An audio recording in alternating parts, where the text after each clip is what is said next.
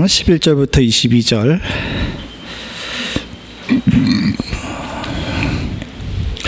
우리 한 절씩 교독하겠습니다. 그러므로 생각하라. 너희는 그때 육체로는 이방인이요 손으로는 육체에 행한 할례를 받는 무리라 칭하는 자들로부터 할례를 받지 않는 무리라 칭함을 받는 자들이라. 그때 너희는 오 이스라엘 밖에 사람이라 약속의 언약에 대한 외인이요 세상에서는 소망이 없고 하나님도 없는 자더니 이제는 전에 멀리 있던 너희가 그리스도 예수 안에서 그리스도의 피로 가까워졌느니라. 화평이신지라 둘로 하나를 만드사 원수된 것 곧 중간에 막힌 담을 자기의 육체로 하시고 법조문으로 된 계명의 율법을 폐하셨으니 이는 이 둘로 자기 안에서 한 새 사람을 지어 화평하게 하시고 힘으로 하나님과 화목하게 하려 하신 것이라. 원수된 것을 십자가로 소멸하시고 또 오셔서 먼 데에 있는 너희에게 평안을 전하시고 가까운 데에 있는 자에게 평안을 전하셨으니 이는 그로 말미암아 우리가 둘이 한 성령 안에서 아버지께 나아감을 얻게 하려 하심이라. 그러므로 이제부터 너희는 외인도 아니요 나그네도 아니요 오직 성도들과 동일한 시민이요 하나님의 권속이라. 너희는 사도와 선지자들의 터 위에 세우심을 입은 자라. 그리스도 예수 안에서 친히 모퉁이돌이 되셨느니라. 그의 안에서 건물마다 서로 연결하여 주 안에서 성전이 되어가고 너희도 성령 안에서 하나님이 거하실 처소가 되기 위하여 그리스도 예수 안에서 함께 지어져 가느니라. 아멘. 제가 한 주 비웠던 그 주일에 장로님께서 삼위일체에 관한 설교를 하셨다고 들었고 저도 영상으로 봤습니다. 사실은 장로님께서 2달 전에 제가 비운다고 이야기를 하니까 이제 다른 설교자가 있냐고 물어보셔서 없다고 장로님이 하셔야 된다라고 이야기를 드렸더니 장로님께서 이미 2달 전에 어떤 설교를 하실 것인지에 대해서 가지고 오셨어요. 이제 종이에다가 성경 구절이랑 이렇게 하겠다고 이제 꼭 그러시지 않으셔도 되는데 검사를 받으러 오셨더라고요. 근데 제주가 삼위일체 하나님에 관한 것이었습니다. 근데 솔직히 말씀드리게 되면 제가 대학 4년, 대학원 3년 해가지고 이제 그리고 박사과정을 제외하고 석사 이제 목회학 석사를 받기까지 7년을 했는데 이때 공부가 좀 많이 어려워요. 다른 이제 신학이라는 학문 자체가 사람들 생각할 때는 그냥 옛날 오래된 고루한 학문이라고 생각할 수도 있지만 이 짧은 기간 안에 이제 많이 배워야 되기 때문에 보통 대학 같은 경우에는 1시간에 한 학점인데 저희 같은 경우는 2시간에 한 학점짜리 수업들이 이제 많이 있었습니다. 근데 그 중에 대표적인 수업들이 뭐냐면 이제 그 삼위일체에 관한 것, 성령론이나 이제 구원론이나 또는 이제 실론에 관한 것들이 대부분 조직신학의 과목들이 그렇게 이제 2시간 한 학점짜리들이 많았어요. 그리고 또 한 가지 난점이 있는데 뭐냐면 이 조직신학을 담당하고 있는 이 그 교수님들이 한결같이 재미가 없어. 나름대로 다들 좋은 대학에 나오셔가지고 외국에서 열심히 공부하셔서 박사학위까지 받으신 분들인데 강의를 그렇게 재미없게 하세요. 다 자. 솔직하게 말씀드리게 되면 제가 한창 배울 때 이제 그 구원어를 가르치셨던 교수님 같은 경우는 너무 유명했어요. 이렇게 강의실에서 학생들 재우는 걸로. 그러니 공부가 제대로 되겠습니까? 근데 이 교수님이 악명이 높았던 게 뭐냐 하게 되면 보통은 그렇게 하게 되면 안 되는데 이 교수님이 그렇게 F를 잘 때려. 시험 문제는 어렵게 만들고 애들은 되게 다 자게 만든 다음에 이제 그 소위 말해가지고 조금 잘 못 봐도 다른 사람들 모두 잘 못 보게 되게 되면 이렇게 조금 이제 은혜 점수가 있기 마련인데 이게 없어요. 그래서 저의 전 학년 같은 경우에는 학생의 60%가 F를 맞아가지고 이거 대단히 엄청나게 큰 일입니다. 이제 전부 다 재수강을 하게 돼서 졸업을 늦게 하시는 분들이 있을 정도로 그런 교수님이셨는데 저는 그래도 여러분들 C뿔을 맞았어요. C뿔이면은 되게 창피한 점수입니다. 솔직히 말하면 보통 다들 A 뿔이나 뭐 B뿔 이 정도를 맞으면 다 되는데, 그 교수님한테 그 상황에서 C뿔을 맞으면요, 제가 상위 5% 안에 든 거예요. 얘가 그 점수를 맞았다 그러니까 다른 친구들이 다 이야 했어요. 왜냐하면 재수강하게 되면 다 D거든요. 한 번에 통과해가지고 그렇게 될 정도로 잘 받았다고 했는데, 솔직히 말씀드리면 장로님이 삼위일체 논을 가지고 저한테 왔을 때 장로님 이걸 굳이 하셔야 되겠습니까? 라고 물어봤습니다. 왜? 솔직히 말씀드릴게요. 제가 그렇게 나름 점수를 잘 받았는데도 불구하고 강대상에서 삼위일체론에 관해서 설교하라 그러면 자신이 없어요. 이 짧은 시간 안에 그 복잡하고 어려운 거 3년에 걸쳐서 배워야 되는 걸 갖다가 압축해서 잘 전달할 수 있는 그런 능력이 되지 않습니다. 그리고 또 한 가지 문제는 뭐냐면, 잘못 전달하게 되면 정말 한 발만 삐끗하게 되면 2단이 돼요. 그 삼위일체론이 잘못됐기 때문에 구원파라는 일들이 생겼고요. 이걸 자기들 나름대로 해석해가지고 자기들 나름대로 왜곡해서 그 빈자리를 갖다가 자기가 채우겠다고 나온 게 신천지예요. 그렇기 때문에 웬만한 교회 같은 경우에는 삼위일체론 같은 경우 설교하지 않고 특별히 따로 성경 공부를 하거나 사경회를 합니다. 그렇기 때문에 장로님이 그걸 가지고 왔었을 때 제가 장로님한테 이거 말고 다른 거 하시죠 라고 했더니 장로님께서 대뜸 저한테 하시는 말씀이 이거 교회에 꼭 필요한 거 아니냐라고 이야기를 하시더라고요. 맞습니다. 그게 참 딜레마예요. 가르치고 전달하기는 어려운데 교회에 꼭 필요하죠. 그러면서 장로님께서 제게 하신 말씀이 뭐냐 하게 되면, 저는 그냥 성경 구절만 읽을 테니까 돌아와서 목사님이 메이크업 하시라 그러시더라고. 그래서 제가 장로님한테 막 우스갯소리로 화를 냈습니다. 내가 그걸 어떻게 하냐고. 근데 휴가 기간 내내 2주를 이제 운전을 하고 또 사모가 운전할 때 뒤에 앉아 있으면서 장로님의 그 말씀이 계속 귀에 감도는 거예요. 이게 진짜 교회에 필요한데, 이걸 모르기 때문에 오늘날 교회들이 많이 흔들리고 있는데, 오죽하면 장로님께서 이런 것에 위기의식을 느껴가지고 이런 말씀을 전하실까라는 것에 대해서 제게 거룩한 부담이 생기더라고요. 그래서 지나다니는 동안에 이제 핸드폰으로 성경을 보면서 어떤 본문을 할까 막 고민을 했어요. 근데 아무리 해도 솔직히 말씀드릴게요. 제가 여러분들에게 삼위일체론이나 이 부분에 대해서 짧은 시간 안에 전달할 수 있는 방법이 없더라고요. 그래서 항복을 했어요. 그리고 나서 대안으로 찾은 게 뭐냐 하게 되면, 우리들에게 꼭 필요한 부분에 대해서 삼위의 하나님께서 어떻게 행하고 계시는지에 대해서만 전달하는 것이 좋겠다라는 생각이 들어서 택한 것이 예배소서입니다. 사실은 예배소서를 썼던 당시의 그런 상황 자체가 우리 교회가 겪고 있는 상황, 또 현대 교회가 겪고 있는 상황과 비슷했어요. 무슨 얘기냐 하게 되면, 사도들이 예수님이 돌아가시고 나서 성령 충만함을 받은 다음에 말씀해 주신 대로 사마리아 땅 끝까지 이르러 복음을 전하는 일에 열심을 냈습니다. 그러는 바람에 정말 그 당시 알고 있던 세계 모든 곳에 다 교회를 세웠어요. 교회를 세우고 그곳에서 믿는 자들의 수가 더하고 부흥이 크게 일어나고 사람들이 많이 모여서 교회라는 형태와 조직으로 많은 사람들이 모였습니다.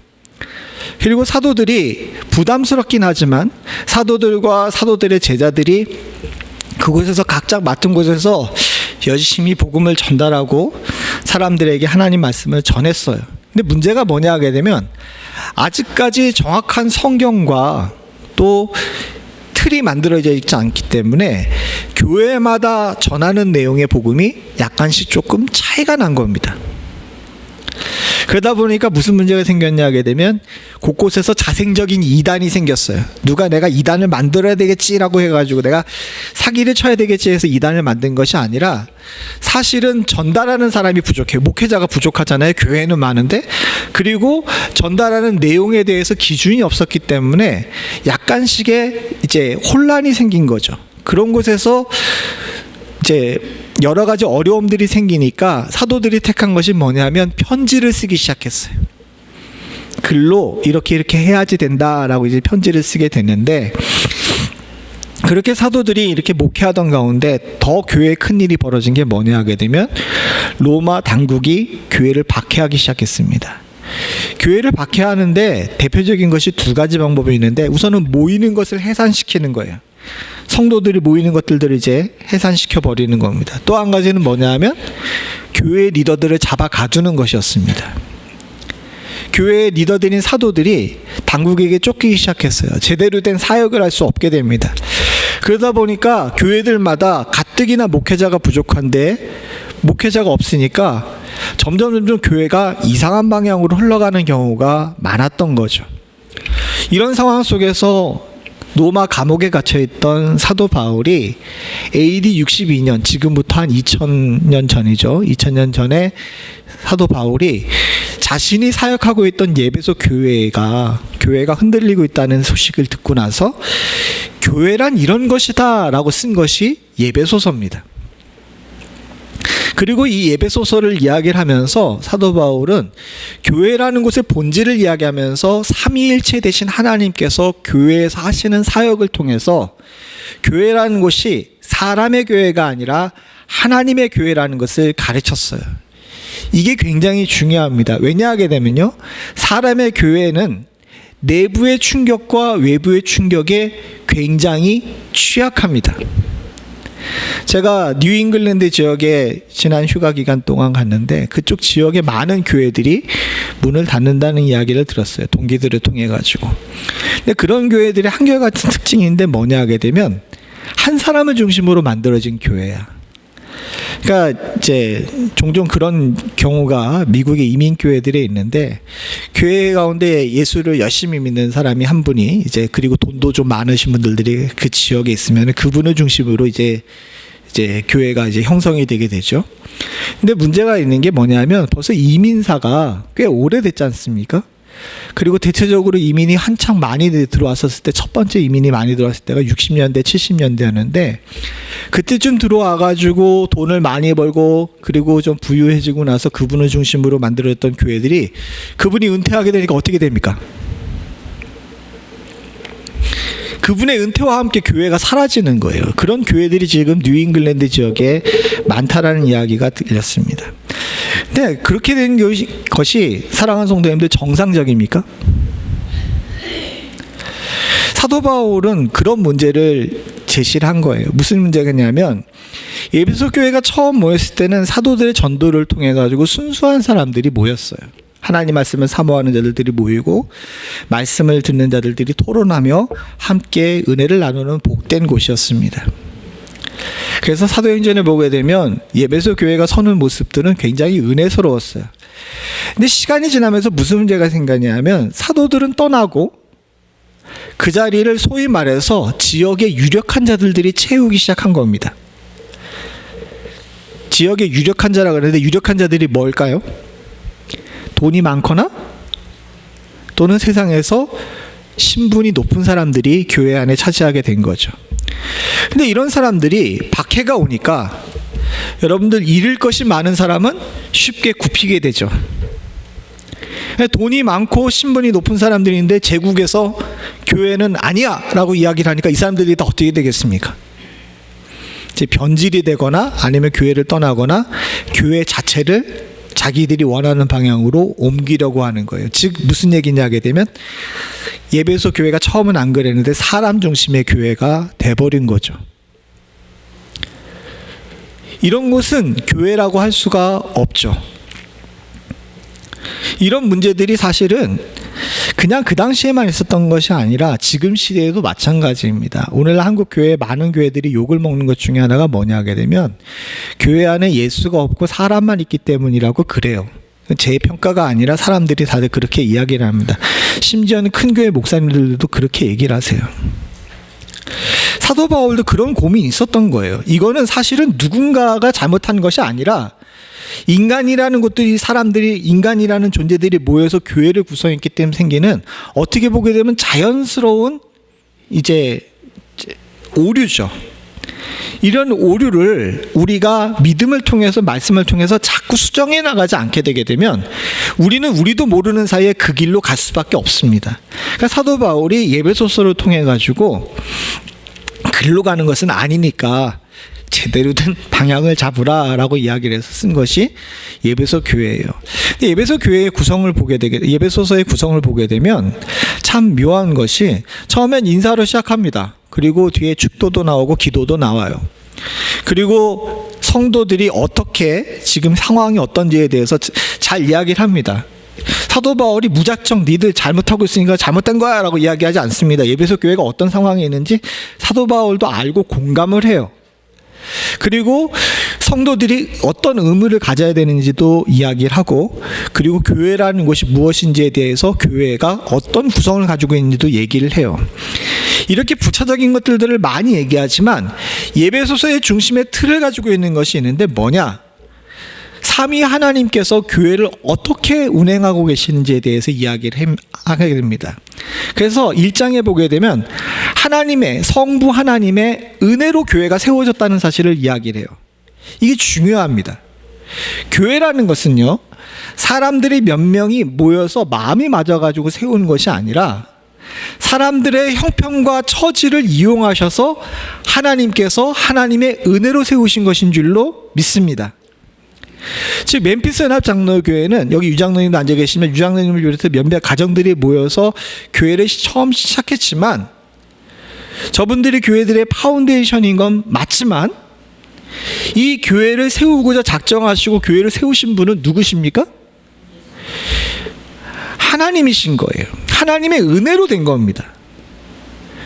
우리가 이게 이제 다음 주에 이 부분을 나누게 될 텐데, 오늘도 잠깐 이야기를 하게 되면 그렇습니다. 사람이 계획을 세우지만 교회라는 것 자체가 진짜 하나님의 교회가 되기로 합니다. 아까 전에 말씀드린 그 문 닫은 교회들이 아닌 우리가 건강한 교회가 되려면 이 교회를 세우신 분이 하나님이고 하나님의 은혜로 교회가 시작됐다는 사실을 잊지 말아야 돼요.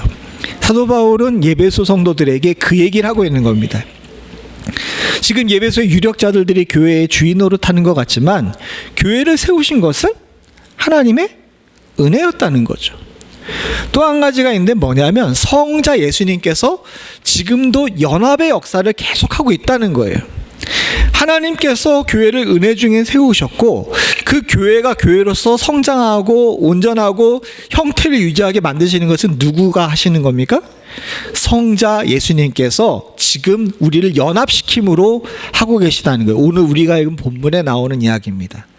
그리고 4장에 성령 하나님께서 지금도 그 예수의 사역을 도와서 계속해서 교회가 성령 충만한 가운데 하나 되게 하는 역사를 이루고 계시는 거예요.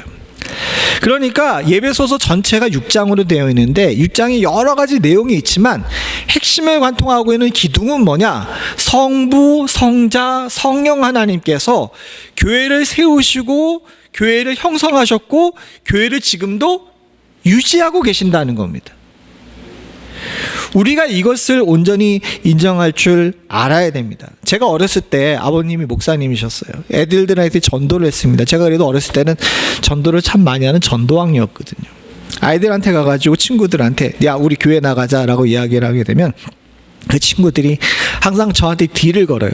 내가 오늘 교회를 갈 테니까 너 내일 나한테 빵을 사달라든가 아니면 아폴로라고 아세요? 지금도 기억을 하는데 그 친구는 그 아폴로가 없으면 교회를 안 왔어. 왜 조그만한 플라스틱 빨대가 쪽쪽 빨아먹는 거 있잖아요. 그 불량식품. 너 내가 교회 가게 되면 다음날 아폴로를 사줘라고 이야기를 했는데 그때 아폴로가 50원이었습니다. 근데 솔직히 말씀드리면 전 용돈도 제대로 못 받고 컸기 때문에 이 50원이 너무 힘들어요. 애한테 이 50원을 이 앞자리 아폴로 사긴 주기가 쉽지가 않습니다. 그래서 야 그러지 말고 나도 가난하니까 그냥 우리 서로 친구니까 같이 교회 가자 그랬더니 그 친구가 대뜸하는 이야기가 뭐냐 하게 되면 야 니네 아빠 부자잖아 그러는 거예요. 그래서 우리 아빠가 왜 부자야? 라고 이야기했더니 교회에 사람들이 드리는 헌금 다 니네 아빠가 갖잖아 그러는 거예요. 그때가 국민학교 4학년 때였는데 4학년 5학년 때였던 것 같은데 그런 얘기를 할 때 그 친구들한테 아니야 라고 이야기를 했는데 애들이 믿지 않아. 왜? 그 바깥에 있는 친구들 입장에서 보면 교회의 주인은 누구예요? 예? 목사라는 것이. 근데 성도들이 갖다 헌금을 해. 그럼 그 돈은 다 누가 먹어?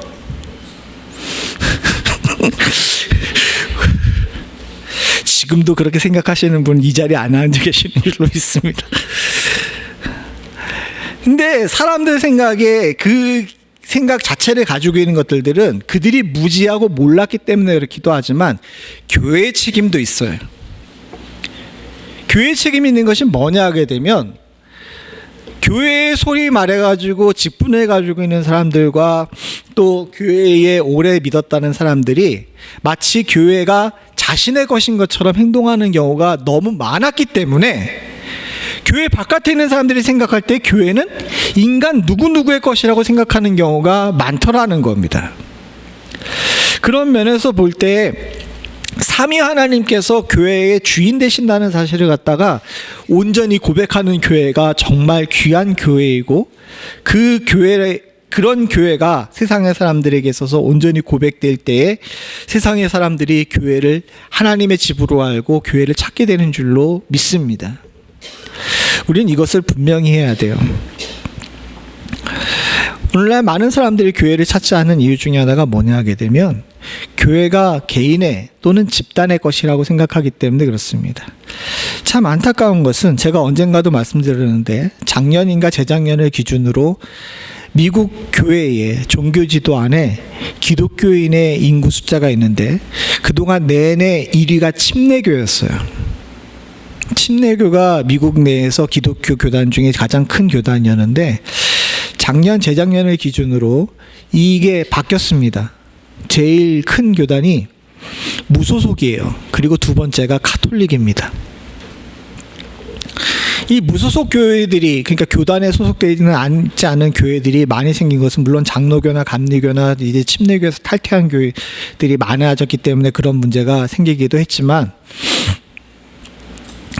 교회라는 곳이 극단적으로 두 관리로 흐르게 되는 겁니다. 왜 사람들이 천주교를 택하는지 아십니까?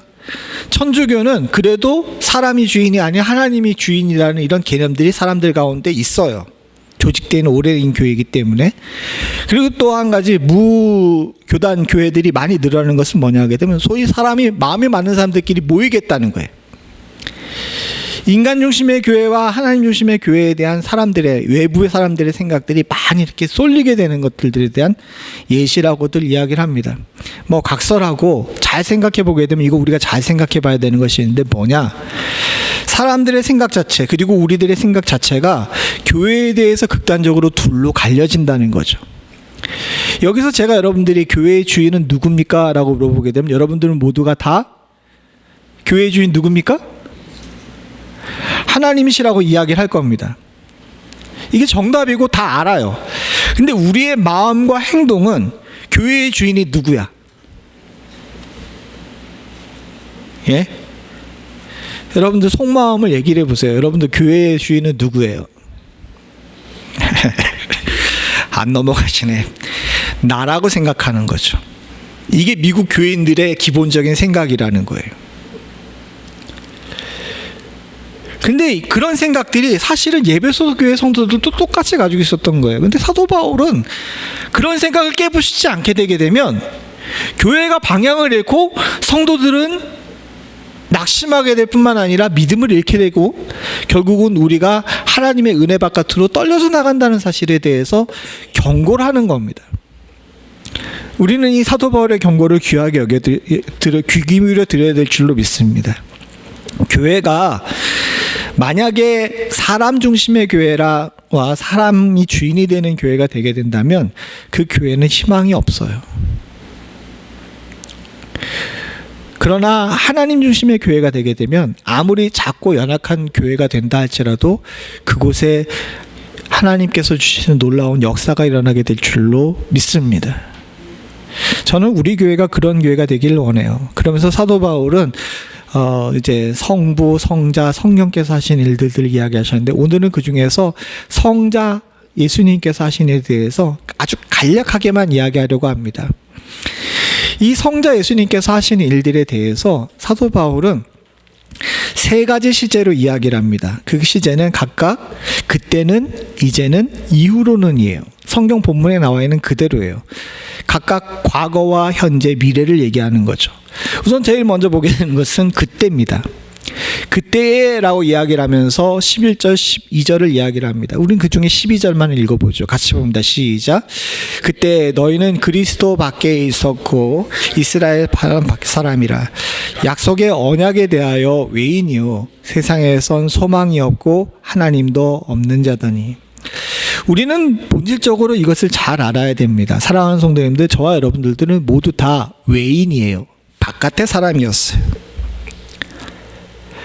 과거의 우리들은요, 소망 없는, 하나님 없는 그런 외부인이었습니다.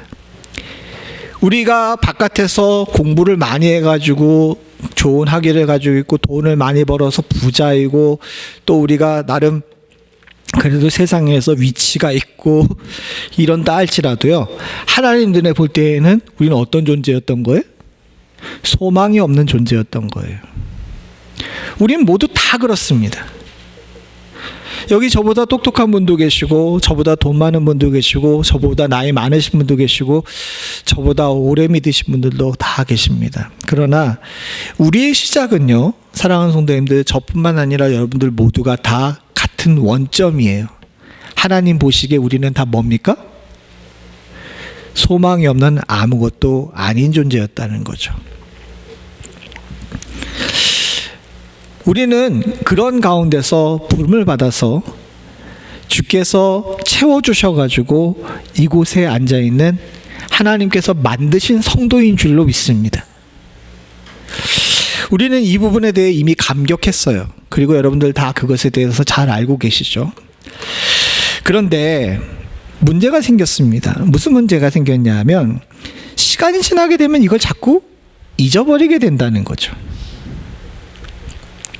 예배소 교회가 그랬고 우리 교회를 비롯해서 많은 교회들이 동일하게 겪고 있는 피할 수 없는 실수인데, 자꾸 그때를 기억하지 못하고 마치 처음부터 나는 외부인이 아니라 내부인이었다라고 생각한다는 겁니다. 사도 바울은 지금 예배소 교회가 겪고 있는 이 병든 부분이 어디서부터 왔냐라고 생각해 볼 때 개구리가 올챙이 쪽을 기억하지 못하는 데서 생겼다는 건지. 지금 나는 온전히 형태를 이룬 성도예요. 여러분들 성도 맞으시죠? 그런데 과거에 내가 성도 되기 전에는 소망 없는 사람이었다는 것을 자꾸 지금 잊어버립니다. 그냥 잊어버리는 것으로만 끝나면 괜찮은데 갓 뒷발이 나온 반 올챙이 반 개구리인 주변에 있는 다른 사람들을 자꾸 어떻게 해요? 자꾸 어떻게 해요? 개구리가 올챙이 쪽 기억 못한다는 속담이 왜 나왔습니까? 갑자기 무거운 얘기하니까 다들 대답을 안 하시는데, 새로 들어온 사람들, 또 처음 믿기 시작해가지고 갓 하나님의 은혜를 체험하는 사람들에 대해서 우리가 그들보다 더 우월하다는 생각을 갖기 시작하게 되면서 이제 교회가 아프고 힘들어지게 되는 거죠. 예수님께서는 계속해서 십자가의 보혈을 이야기를 하시고, 또 예수님이 지금도 우리들에게 그것을 기억하게 만드시는 것은 본질적으로 너 자신이 예수 그리스도의 십자가를 통해서가 아니라면 지금 이 자리에 있을 수 없는 존재라는 사실을 기억하게 만드시기 위해서 그렇게 하시는 줄로 믿습니다. 저는 가끔 생각을 해요. 내가 예수 제대로 안 믿고 목사가 안 됐다면 어떻게 살았을까? 생각을 해보십시오. 딱 봐도 관상에 나오잖아요. 제가 어떻게 살았을 것 같아요? 누가 그러더라고요. 넌 정말 예수 믿은 게 다행이야. 아마 온갖 방탕한 모습으로 살았을 거라고 이제 얘기를 하면서 그런 얘기를 하는 건지도 모르죠. 근데 반대로 한 선배가 그런 얘기를 하더라고요.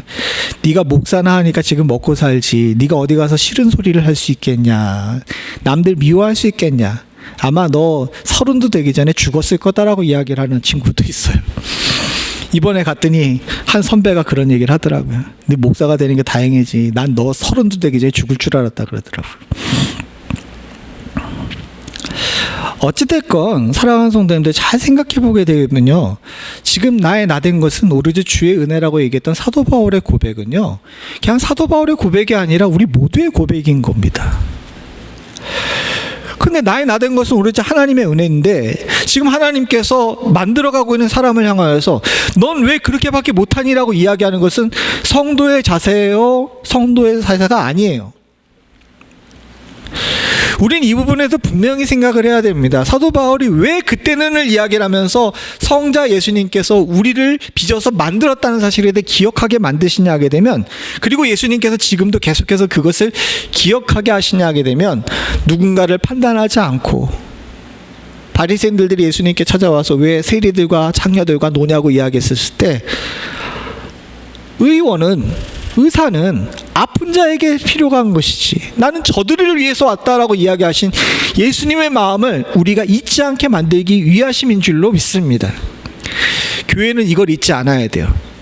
예수님께서 지금 우리 교회에서 일하고 계시고 예수님이 우리 교회의 머리가 되셨다면, 사랑하는 성도님들, 주님께서는 우리 마음을 주장하셔서 우리보다 연약한 자들, 믿음의 진보가 더딘 자들을 향하여서 나도 과거에 저랬지라는 마음을 갖게 하실 줄로 믿습니다.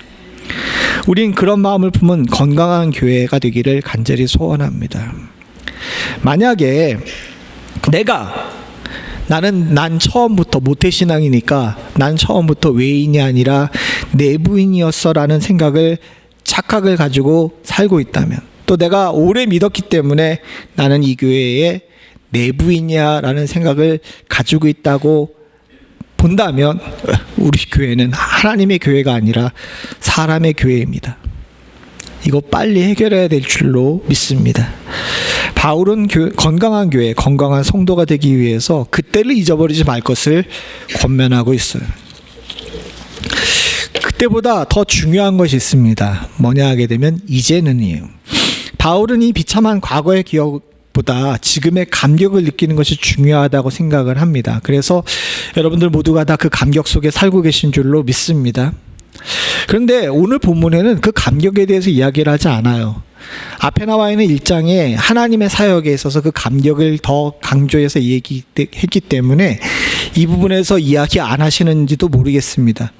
그런데 이 감격을 이야기하는 것들을 과감하게 생략하면서 이제는 예수님께서 어떤 일에 집중하고 계시는지를 이야기를 하면서 나오는 본문이 오늘 13절부터 18절인데, 여기에서 강조하고 있는 것이 있는데 그게 뭐냐 하게 되면 연합입니다.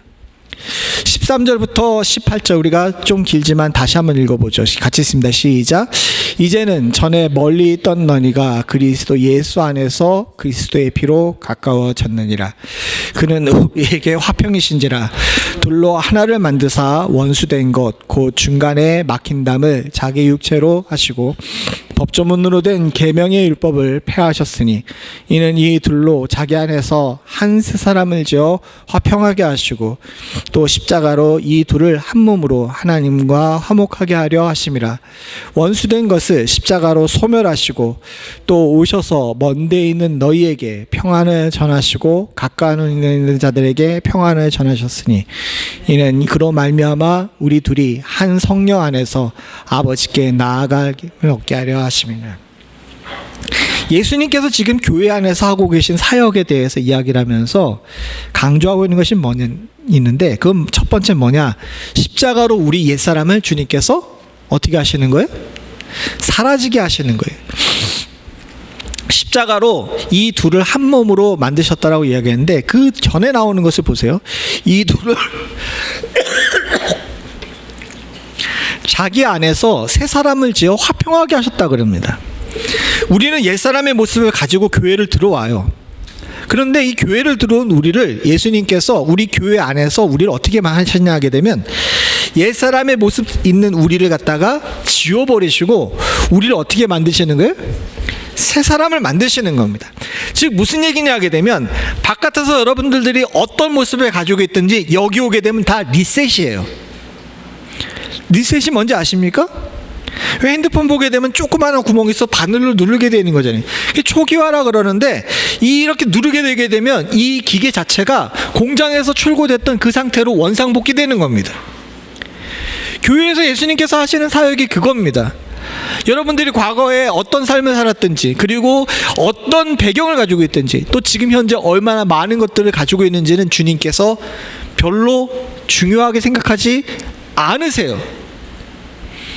주님께서 지금 교회 안에서 행하시는 것은, 우리 교회가 예수님이 진정 주인 되신 교회라면 주님께서는 지금 우리 교회 안에서 여러분들 모두를 다 리셋하셔서 다 새 사람을 만드셨는 줄로 믿습니다. 그러니까 이 새 사람이 만들었으니까 뭐가 되냐면, 예전에 우리가 가지고 있던 나쁜 마음들이나 서로 싫어하는 마음이나 남들보다 높아지거나 남들보다 낮아서 생기는 자존감이나 자격지심 모두를 다 리셋해버리고 우리 안에 주 안에서 어떻게 되는 거예요? 동등히 여기는 겁니다. 동등되게 된다 그래요. 그래서 성경에서는 그것을 강조하고 있죠. 예수님께서는 교회 안에서 그 일을 계속하고 계십니다. 우리 교회 안에서 예수님께서 주인 되셔서 진정 사역하신다면은 주님께서는 지금도 지속적으로 여러분들과 저와 여러분들과 여러분들 사이를 동등하게 만드셔서 막힌 담을 헐고 계시는 줄로 믿습니다. 이것이 진정 교회가 건강한 모습이에요. 생각을 해보십시오. 여러분들, 우리는요 서로 나이도 달라요, 성별도 달라요, 성장 배경도 달라요, 지금 현재 경제적인 수준도 다르고 직업도 다 다릅니다. 더 뼈아픈 것은 오늘날 많은 부분에서 이런 부분이 한국 교회도 미국 교회도 아픔을 겪고 있는데, 정치적 성향도 다 달라요. 그렇지 않아요? 교회 안에서 정치적 성향을 얘기해 봅시다. 우리 장로님하고 저하고 이제 얘기를 드리기 쉬우니까, 장로님하고 저하고 정치적 성향이 똑같을까요? 다를까요? 장로님 똑같아요? 달라요? 당연히 달라요. 왜? 100명이면 100명이 다 다른 것이 정치적 성향입니다. 그런데 우리가 다 서로 다르기면 말도 서로 안 섞는다고 하는 이 시대 속에 살면서 서로 다른 그런 모습들을 가지고 있으면서 교회 안에서 형제 자매라고 부르고 하나가 돼요. 왜? 우리들에게는 예수라는 공통점이 있기 때문에 그래요. 예수는 접착제입니다. 예수가 없다면 나이도 다르고 성별도 다르고 생각도 다른 우리들이 어떻게 하나로 되어서 함께 예배드리고 함께 형제자매를 이루고 한 식탁에서 밥을 먹을 수가 있겠어요? 제가 아까 전에 서로 아내라고 이야기했는데, 같은 부부가 되어서 한 이불을 덮고 자도 서로 생각이 다른 것이 사람입니다. 그럼에도 불구하고 우리가 교회 안에 하나 된 것은요, 예수 때문이에요. 우리가 이걸 잃어버리게 되면 교회가 아니에요. 아까 전에 제가 예배소 교회가 겪었던 이야기들을 얘기했지만, 예배소 교회가 자꾸 분열되려고 했던 이유가 뭐겠습니까? 사람이 때문이에요. 사람 때문에. 자기 주장이 나오기 때문에 그렇습니다. 사도 바울은 이야기를 합니다. 야, 옛날 우리의 모습들은 다 죽고 다 새 사람이 되는데 자기 주장이 어떻게 있을 수가 있냐? 적어도 교회 안에서는 우리 둘을 한 몸으로 만드신 예수 그리스도, 한 몸으로 만드셔서 하나님과 화목하게 만들고 서로 화목하게 만들고 원수된 것을 소리말하게 만드신 예수 그리스도, 그 예수 그리스도로 말미암아 우리가 성령 안에서 아버지께로 나아가는 이 일 하나만 집중하라 이겁니다. 교회는 이것의 목표가 뚜렷해야 돼요. 예수로 인해 하나 되어 하나님께 나아가는 겁니다. 전 우리 교회가 이것을 잃어버리지 않을 수 있기를 간절히 소원합니다. 주님께서는 지금도 지속적으로 교회에 막힌 담을 헐고 계세요. 우리 교회뿐만 아니라 다른 많은 교회에서도 주님께서 이 일을 하고 계시는 줄로 믿습니다. 근데 참 안타까운 것은, 사람들은 주님께서 허신 담을 어떻게 합니까?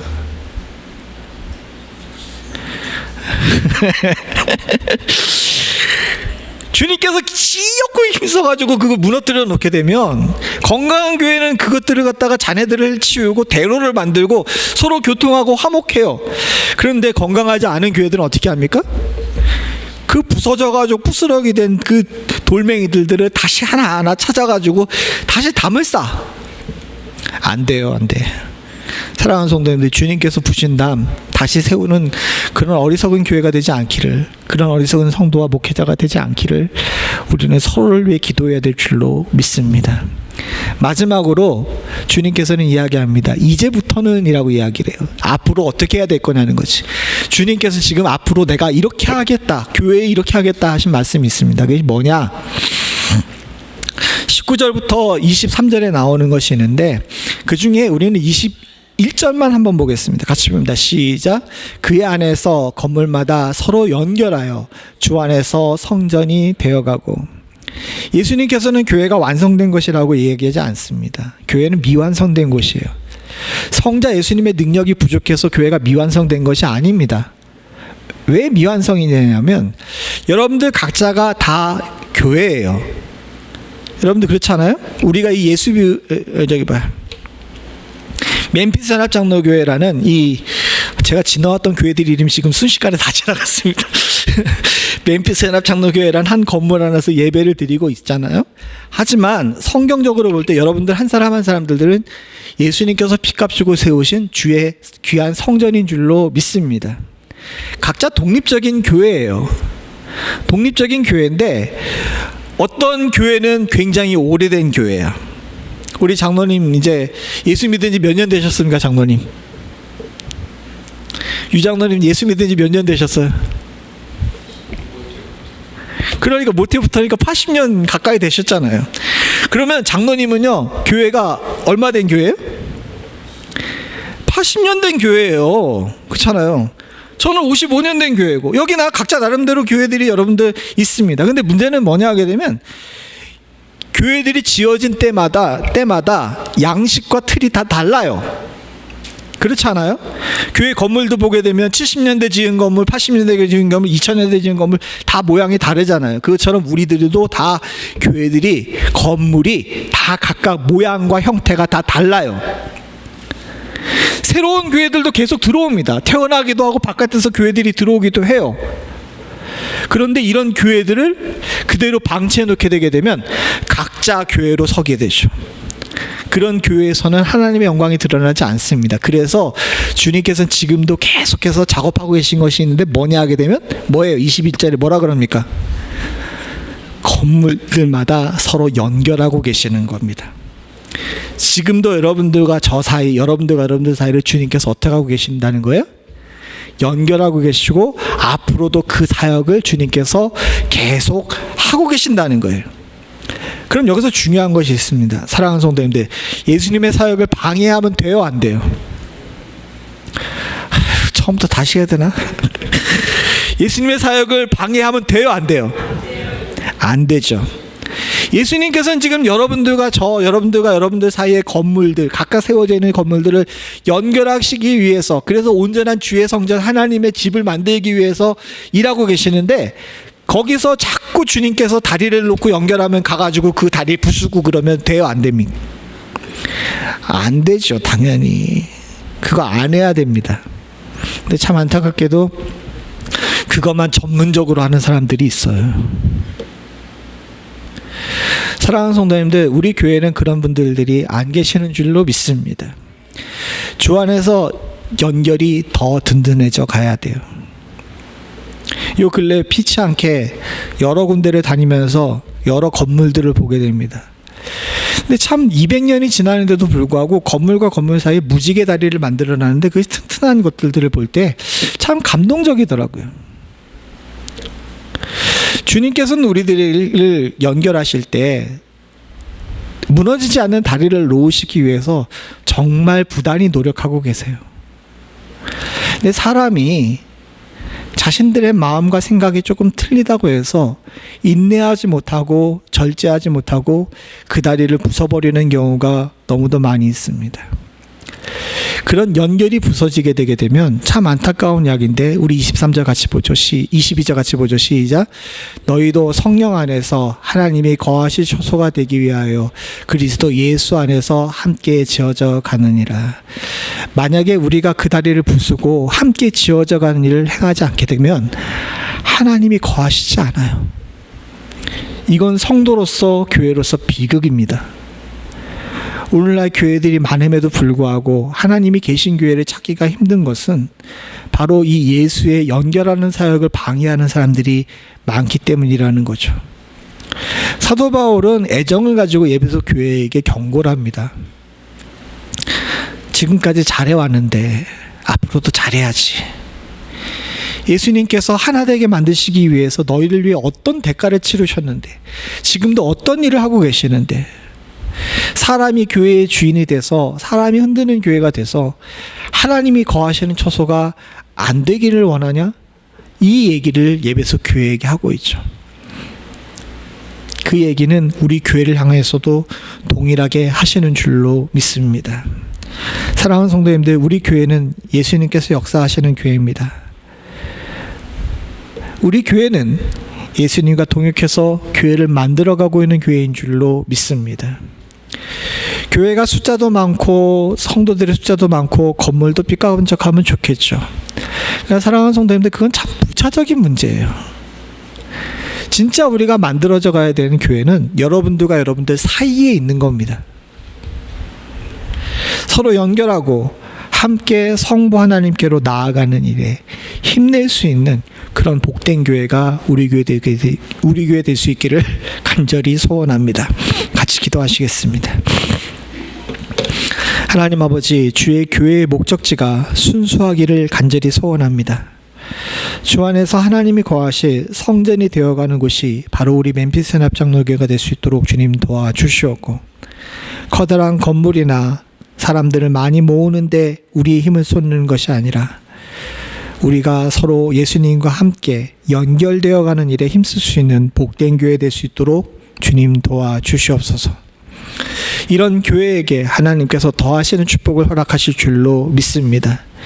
외형을 키우는 일에 집중하는 것이 아니라 예수님의 사역에 함께 동역하는 일에 집중하는 교회가 되어서 하나님께서 마지막 때에 착하고 충성된 종 하나님의 이름을 두기에 합당한 교회라는 이름으로 우리 교회를 칭하시는 축복이 있기를 간절히 소원합니다.